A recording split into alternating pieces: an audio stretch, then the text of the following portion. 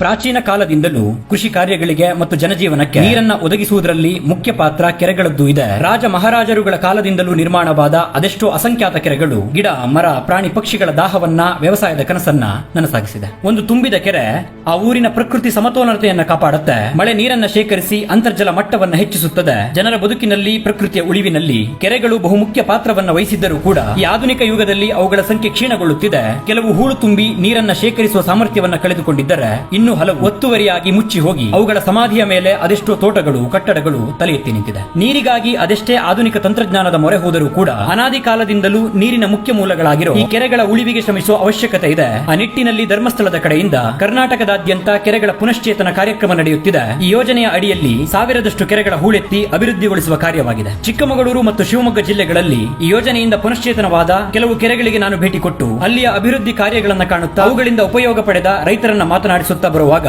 ಊರಿಗೆ ಒಂದು ಸಮೃದ್ಧ ಕೆರೆ ಎಷ್ಟು ಅವಶ್ಯಕತೆ ಎನ್ನುವುದು ಅರ್ಥವಾಗಿತ್ತು. ವರ್ಷಗಳಿಂದ ಪಾಳು ಬಿದ್ದಿದ್ದ ಕೆರೆಗಳು ಈ ಯೋಜನೆಯಿಂದ ಮರಳಿ ಜೀವ ಪಡೆದು ಕೃಷಿ ಭೂಮಿಗಳಿಗೆ ದನಕರುಗಳಿಗೆ ನೀರುಣಿಸಲು ಸಿದ್ಧವಾಗಿತ್ತು. ನಮ್ಮೂರು ನಮ್ಮ ಕೆರೆ ಎಂಬ ವೀರೇಂದ್ರ ಹೆಗ್ಗಡೆಯವರ ಈ ಯೋಜನೆಯಿಂದ ನಡೆದಿರುವ ಸಹಸ್ರ ಕೆರೆಗಳ ಶುದ್ಧೀಕರಣದ ಉಪಯೋಗವನ್ನ 4 ಲಕ್ಷಕ್ಕೂ ಅಧಿಕ ಕುಟುಂಬಗಳು ಪಡೆದುಕೊಂಡಿವೆ. 100 ಎಕರೆ ಕೃಷಿ ಭೂಮಿಗಳು ಹಸಿರಾಗಿವೆ. ಸಮೃದ್ಧ ಕೆರೆಯೊಂದು ತಾನು ನೀರನ್ನ ನೀಡುವುದು ಮಾತ್ರವಲ್ಲದೆ ಸುತ್ತಮುತ್ತಲಿರುವ ಬಾವಿಗಳಿಗೆ ಕೊಳವೆ ಬಾವಿಗಳಿಗೆ ಜಲ ಮರುಪೂರ್ಣಗೊಳಿಸುತ್ತದೆ. ಈ ರೀತಿಯ ಯೋಜನೆಗಳು ಕೆರೆ ಪುನಶ್ಚೇತನದ ಕೆಲಸಗಳು ಹೆಚ್ಚಾದರೆ ನೀರಾವರಿಯ ಸಮಸ್ಯೆಗಳನ್ನು ಸುಧಾರಿಸಬಹುದು.